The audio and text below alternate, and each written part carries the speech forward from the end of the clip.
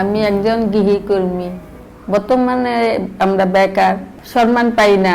আমরা একটা শরীর খারাপ লাগে, বলতে পারি না, বললে তো এই কাজ কি করবো।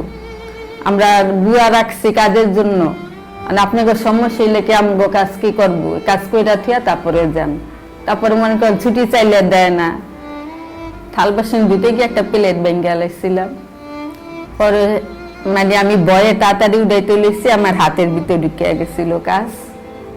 তারপরে বলল যে এই দামি প্লেটটা ভেঙে ফেলাইলা, একথা কয়ে গেছে। আমার হাত দিয়ে রক্ত পড়তেছে, এটা আর দেখাও নাই।